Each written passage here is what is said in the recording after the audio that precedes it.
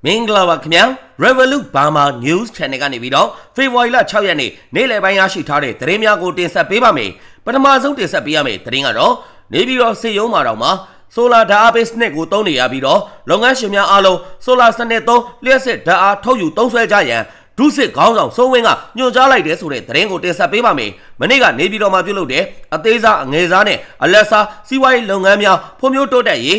MSME ထုတ်ကုန်ပြပွဲနဲ့ပြိုင်ပွဲကျင်းပရေးလုပ်ငန်းအစည်းအဝေးမှာအကြမ်းဖက်ဒုစစ်ခေါင်းဆောင်စိုးဝင်းကအခုလိုမျိုးပြောဆိုလိုက်ခြင်းဖြစ်တယ်လို့သိရပါတယ်။အသေးစားအငယ်စားနဲ့အလက်စားစီးပွားရေးလုပ်ငန်းရှင်များကလျှက်စစ်မီရရှိနိုင်ရန်အတွက်တင်ပြချက်များရရှိထားတယ်လို့ပြောဆိုထားပါတယ်။လျှက်စစ်ဓာတ်အားရရှိရေးအတွက်အသိပညာပေးလိုတာကတော့နေပြည်တော်မှာရှိတဲ့ကာကွယ်ရေးဦးစီးချုပ်ရုံးအတွင်းမှာ20မဂါဝက်ရှိတဲ့ဆိုလာဓာတ်အားပေးစနစ်ကိုလွန်ခဲ့တဲ့2နှစ်လောက်ကစပြီးတော့တိစောက်အသုံးပြုခဲ့ရာလာမယ့်တစ်နှစ်ခွဲအတွင်းမှာအရင်းကြီးကာလပြည့်မြောက်တော့မှာဖြစ်တယ်လို့ပြောဆိုထားပါတယ်။ဒါကြောင့်လုပ်ငန်းရှင်များအနေနဲ့သက်ဆိုင်ရာတိုင်းနဲ့ပြည်နယ်များမှာရှိတဲ့စက်မှုဇုံမြေလွတ်နေရာများနဲ့တခြားမြေလွတ်နေရာများမှာဆိုလာစနစ်နဲ့တပိုင်းတနိုင်လျှက်စစ်ဓာတ်အားရရှိရေးအတွက်ဆောင်ရွက်စေလိုကြောင်းစိုးဝင်းကပြောဆိုခဲ့ပါတယ်။လက်ရှိရရှိနေတဲ့လျှက်စစ်ဓာတ်အားဟာတနိုင်ငံလုံးကိုဖြန့်ဝေခြင်းဖြစ်တဲ့အတွက်အချိုးအစားအလိုက်ဓာတ်အားရရှိမှာဖြစ်ပြီးတော့လုပ်ငန်းရက်များအလိုက်ကိုပိုင်ဆိုလာစနစ်နဲ့ဆောင်ရွက်နိုင်မယ်ဆိုပါကလုပ်ငန်းများပုံမူပြီးတော့အဆင်ပြေလဲပတ်နိုင်မယ်လို့စိုးဝင်းကပြောဆိုလိုက်ပါတယ်။ UMFCCI ကအဖွဲ့ဝင်ဖြစ်တဲ့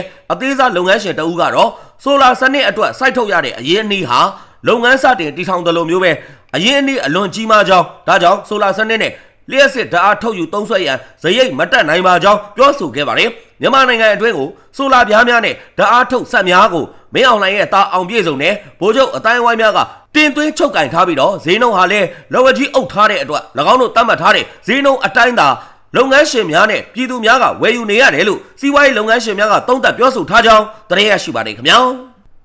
နောက်ထပ်တင်ဆက်ပေးရမယ့်သတင်းကတော့စစ်ကောင်စီကစစ်ရေးလှုပ်ရှားမှုပြုလုပ်နေတဲ့အတွက်ကြောင့်မြေကြီးနားပူတာကိုလမ်းပိုင်းကိုမနေ့ကညနေပိုင်းကစတင်ပြီးတော့ယာယီပိတ်ထားလိုက်ပြီးဆိုတဲ့သတင်းကိုတင်ဆက်ပေးပါမယ်။ကချင်လွတ်လပ်ရေးတပ် KIA ပူးပေါင်းတပ်ဖွဲ့ကပိတ်လိုက်ခြင်းဖြစ်ကြောင်းအဲ့ဒီလမ်းပိုင်းမှာရှိတဲ့ KIA တပ်ဖွဲ့ဝေတအုပ်ကပြန်လည်ပြောပြထားပါတယ်။မနေ့ကညနေကစပြီးတော့ကျွန်တော်တို့ဘက်ကပိတ်လိုက်တာစစ်ကောင်စီဘက်ကစစ်ကြောင်းထိုးလာတာဟုတ်ပါတယ်။အတက်အဆင်းအကုန်လုံးပဲယာယီပိတ်ထားတာပါ။ဘယ်အချိန်ပြန်ဖွင့်မလဲတော့မပြောတတ်သေးဘူးလို့ပြောဆိုထားပါတယ်။မြေကြီးနားမြို့အထက်ပိုင်းစွန်ပရာဘွန်လမ်းပိုင်းမှာအခုရက်ပိုင်းအတွင်း KIA နဲ့စစ်ကောင်စီတပ်တို့ကြားမှာမကြာခဏထိတွေ့တိုက်ပွဲတွေဖြစ်ပွားနေပြီးတော့စစ်ကောင်စီတပ်ကအင်အားဖြည့်တင်းမှုများနဲ့လေကြောင်းတိုက်ခိုက်မှုများဇက်တိုက်ပြုလုပ်နေတယ်လို့သိရပါတယ်။ပူတာအိုခရိုင်အတွင်းမှာကုန်ပစ္စည်းဈေးနှုန်းများစတင်မြင့်တက်လာတဲ့အချိန်နဲ့လမ်းပိတ်လိုက်တဲ့အချိန်သားကိုက်ဖြစ်နေတဲ့အတွက်ကြောင့်ကုန်စည်နှုန်းများဟာအစမတန်မြင့်တက်သွားမှာကိုစိုးရိမ်နေရတယ်လို့လေရင်ကွင်းရက်ကွက်မှာနေတဲ့အမည်မဖော်သူအမျိုးသားတို့ကပြောပြထားပါတယ်။ကျွန်တော်တို့လည်းပစ္စည်းတွေမှားထားတာပစ္စည်းတောင်မရောက်သေးဘူးဒီဘက်ကတော့ဝယ်စားတဲ့သူတွေပုံများတာဆိုတော့စားဝတ်နေရေးပိုင်းမှာအခက်အခဲရှိလာမယ်လို့ထင်တယ်အခုချက်ချင်းကြီးတော့ဈေးမတက်သေးဘူးတချို့စီးပွားရေးသမားတွေကတော့လမ်းပိတ်ပြီးဆိုတဲ့သတင်းကြားတာနဲ့တခါတည်းကိုချက်ချင်းဈေးနှုန်းတွေအပြောင်းလဲတွေလောက်လိုက်တာရှိတယ်စီဈေးနှုန်းတွေလည်းအခုရက်ပိုင်းကစပြီးတော့တက်တာကုန်ပစ္စည်းတွေဈေးစတက်တဲ့အချိန်နဲ့လမ်းပိတ်တာကအချိန်ကိုက်ဖြစ်သွားတော့ရှိနေတဲ့ကုန်စည်နဲ့လူဦးရေကမမျှဘူးပေါ့ဈေးကတော့ပုံမြင့်သွားဖို့ပဲရှိပါတယ်လမ်းကဘလို့အခြေအနေဖြစ်လာမလဲမသိသေးဘူးဒီတခါကြာတော့ကြာလောက်မယ်ထင်တယ်လို့ပြောပြထားပါတယ်လက်ရှိအချိန်မှာပူတာအိုမျိုးမှာဈေးနဲ့လေရင်ကွင်းဈေးတို့မှာကုန်ပစ္စည်းများအလို့ရဝယ်ယူနေရတယ်လို့ဒေသခံများထံကသိရပါတယ်ပြီးခဲ့တဲ့2024ခုနှစ်မတ်လ9ရက်နေ့ကစတင်ပြီးတော့မြေကြီးနားပူတာအိုလမ်းမှာရှိတဲ့စွန်ပရာဘွန်မြို့နယ်မှာကချင်လွတ်လပ်ရေးတပ်မတော် KIA ပူးပေါင်းတပ်နဲ့စစ်ကောင်စီတပ်တို့တိုက်ပွဲဖြစ်ပွားခဲ့တဲ့အတွက်ကြောင့်3လခန့်ကြာအောင်လမ်းပိတ်ထားခဲ့ပြီးပူတာအိုခရိုင်အတွင်းမှာကုန်ပစ္စည်းများပြက်လက်မှုတွေကြုံတွေ့ခဲ့ရပြီးတော့ကုန်စည်နှုန်းများဟာလည်း10ဆခန့်မြင့်တက်သွားခဲ့ကြောင်းသတင်းရရှိပါတယ်ခင်ဗျာနောက်ထပ်တင်ဆက်ပေးရမယ့်သတင်းကတော့ရန်ကုန်မန္တလေးအမြန်လမ်းမှာခရီးသွားလူငယ်အမျိုးသားများကိုစစ်မှုထမ်းရဆိုပြီးတော့စစ်တပ်ကဖမ်းဆီးထားတယ်ဆိုတဲ့သတင်းကိုတင်ဆက်ပေးပါမယ်။ဖေဖော်ဝါရီလ4ရက်နေ့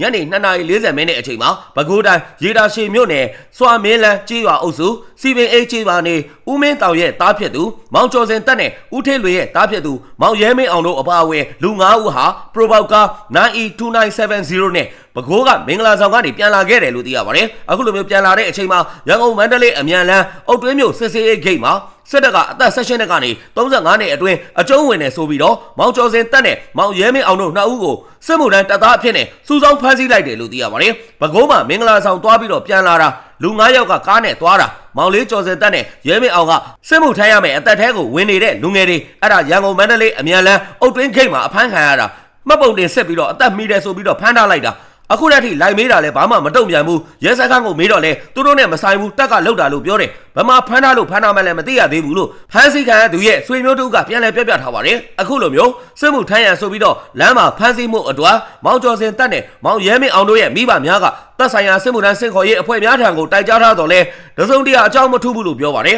ဖမ်းဆီးခံတဲ့လူငယ်2ဦးဟာကြေးရွာမှာမိဘများနဲ့အတူနေထိုင်ပြီးတော့စိုက်ပျိုးရေးလုပ်ကိုင်နေကြသူများဖြစ်ပြီးပြစ်မှုတစုံတရာကျူးလွန်ထားခြင်းလည်းမရှိဘူးလို့ပြောပါတယ်အကြမ်းဖက်စစ်ကောင်စီကရန်ကုန်မန္တလေးအမြန်လမ်းမှာအခုလိုမျိုးလူငယ်များကိုစစ်မှုထမ်းရန်ခေါ်ဆောင်ဖမ်းဆီးမှုများဖြစ်ပေါ်လျက်ရှိရာဖေဖော်ဝါရီလဆန်းပိုင်းတုန်းကနေပြည်တော်အဝင်စစ်ဆေးရေးဂိတ်မှာပျက်စီးနေတဲ့မှတ်ပုံတင်ကိုအစ်စ်လဲလှယ်ခြင်းမပြုဘဲနဲ့ကိုင်းဆောင်နေဆိုပြီးတော့ဆယ်ကျော်သက်လူငယ်တအုပ်ကိုလည်းစစ်မှုထမ်းရန်ဖမ်းဆီးခဲ့သေးကြောင်းသတင်းရရှိပါတယ်ခင်ဗျာ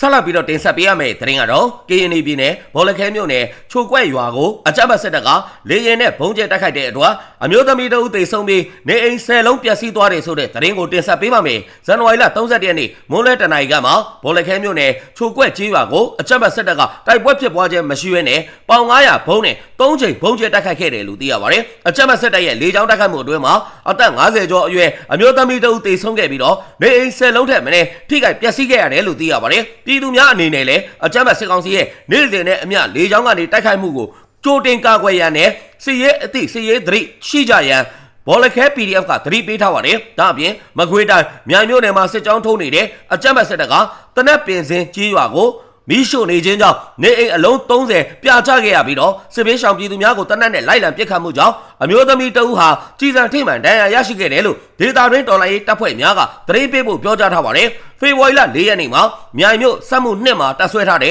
ကြမ်းဖက်စစ်ကောင်စီတပ်သားများကတနက်ပင်စင်ရွာကိုဝင်ရောက်ပြီးတော့စီးနေမီးရှို့ဖျက်ဆီးခဲ့ခြင်းကြောင့်နေအိမ်အလုံး30ပြာချခဲ့ရတယ်လို့သိရပါတယ်။ဖေဖော်ဝါရီလ3ရက်နေ့ကလည်းအဲ့ဒီအကြမ်းဖက်စစ်တပ်စစ်ကြောင်းဟာဝိုင်းရင်ချရွာတောတိုက်မှာနေထိုင်တဲ့စစ်ဘေးရှောင်ပြည်သူများကိုတနက်နဲ့လိုက်လံပစ်ခတ်ဖမ်းဆီးခြင်းကြောင့်အမျိုးသမီးတဦးကြီးစံထိမှန်ပြီးတော့ထိခိုက်ဒဏ်ရာပြင်းထန်ခဲ့တယ်လို့သိရပါတယ်။တနက်ပင်စင်ရွာကိုတော့စစ်ခွေးတွေမိရှုဖျက်ဆီးလိုက်တာနေအိမ်အလုံး30တဲ့မနေ့ပြာချသွားတယ်လို့သိရတယ်။စစ်ခွေးစစ်ကြောင်းကအဲ့ဒီရွာပတ်ပတ်လဲမှာပဲရှိနေသေးတော့ရွာတွေကအခြေအနေကိုအတိပြုနိုင်မှုအတွက်ခက်ခဲနေပါတယ်။ဝိုင်းရင်ချရွာတောတိုက်ကိုလည်းစစ်ခွေးတွေကဝင်ပစ်လို့စစ်ဘေးရှောင်အမျိုးသမီးတဦးရဲ့လက်ကိုကြီးစံထိမှန်သွားတယ်။ဒဏ်ရာကတော့အခြေအနေပြင်းတယ်လက်ကပြတ်တော့မဲ့အခြေအနေပဲစိတ်ကူးသားမှုခံယူနေပြီးတော့ဆက်လက်ပြီးတော့စောင့်ကြည့်နေရတယ်လို့ဒေတာတွင်တော်လိုင်းတပ်ဖွဲ့များကပြောဆိုထားကြောင်းသတင်းရရှိပါတယ်ခင်ဗျာဆက်လက်ပြီးတော့တင်ဆက်ပေးရမယ့်သတင်းကတော့ပဲခူးတိုင်းကြောက်ကြီးမြို့နယ်မှာခမရ984တပ်ရင်းကစစ်မှုထမ်းတပ်သားတဲ့4ဦးဟာလက်နက်3လက်ကိုယူဆောင်လာပြီးတော့အလင်းဝင်လာခဲ့တယ်ဆိုတဲ့သတင်းကိုတင်ဆက်ပေးပါမယ်။ဖေဖော်ဝါရီလ4ရက်နေ့မှာခမရ984တပ်ရင်းကစစ်မှုထမ်းတပ်သားတဲ့ဒုတက်ချက်ညီညီလွင်တပ်သားကိုမြင့်ဝင်းတပ်သားမျိုးမင်းတပ်နဲ့တပ်သားစောအေးဖရေတို့4ဦးဟာလက်နက်များကိုယူဆောင်လာပြီးတော့ကရင်အမျိုးသားလွတ်မြောက်ရေးတပ်မတော် KNL တပ်ရင်း9ထံမှာအလင်းဝင်ရောက်ခဲ့ခြင်းဖြစ်တယ်လို့သိရပါတယ်။အလင်းဝင်လာတဲ့သူ4ဦးဟာပေါ်တာဆွဲခံရပြီးတော့ပြည်သူ့စစ်မှုထမ်းအဖြစ်နဲ့၎င်းတို့ရဲ့စိတ်ဆန္ဒမပါဘဲအကြမ်းဖက်စစ်ကောင်စီရဲ့အတင်းအဓမ္မစစ်မှုထမ်းစေခိုင်းခြင်းကိုခံခဲ့ရသူများဖြစ်တယ်လို့သိရပါတယ်။ဒါအပြင်အလင်းဝင်လာသူ4ဦးဟာ MA4 တွဲပစ်လောင်ချတလက် MA1 2လက် G85,000 နဲ့ကြည်ပေါက်3ခုတို့ကိုယူဆောင်လာခဲ့တယ်လို့သိရပါတယ်။အခုလိုမျိုးလက်နက်ချအလင်းဝင်လာတဲ့စစ်ကောင်စီတပ်သား4ဦးကိုလဲဒိုမြို့တာဝန်ရှိသူများနဲ့တရင်ကိုတာဝန်ရှိသူများကပူးပေါင်းပြီးတော့တအုပ်ကိုငွေကျပ်10သိန်းစီချီးမြှင့်ပေးခဲ့တယ်လို့သိရပါတယ်။မိမိရဲ့သဘောဆန္ဒမပါဝင်မဲနဲ့အကြမ်းဖက်အာဏာသိမ်းစစ်ကောင်စီရဲ့ဖမ်းဆီးခြင်းကိုခံရပြီးတော့အတင်းအဓမ္မစစ်မှုထမ်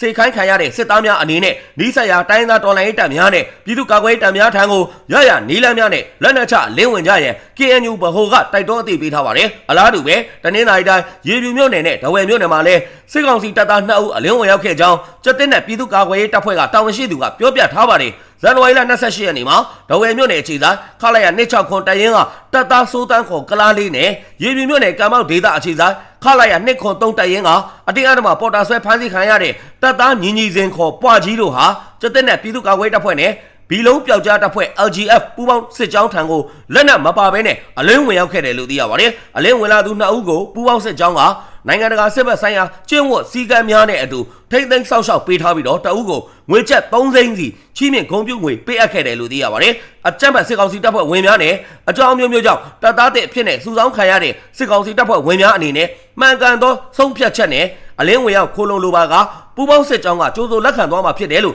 ့ကျတဲ့နဲ့ပြည်သူ့ကာကွယ်ရေးတပ်ဖွဲ့ကတာဝန်ရှိသူကပြောကြားထားကြောင်းသတင်းရရှိပါတယ်ခင်ဗျာ။အခုလိုမျိုးမြန်မာတနိုင်ငံလုံးမှာဖြစ်ပွားနေတဲ့စစ်ရေးသတင်းနိုင်ငံရေးသတင်းများကိုအချိန်ပေးပြီးတော့နားဆင်ပေးတဲ့အတွက် Revolut Burma News Channel ကနေပြီးတော့အထူးပဲကျေးဇူးတင်ရှိပါတယ်ခင်ဗျာမြန်မာနိုင်ငံသူနိုင်ငံသားများအားလုံးဘေးအန္တရာယ်ကင်းရှင်းပြီးတော့လုံခြုံစိတ်ချပြီးကျန်းမာပျော်ရွှင်တဲ့ဘဝများကိုပိုင်ဆိုင်နိုင်ကြပါစေခင်ဗျာ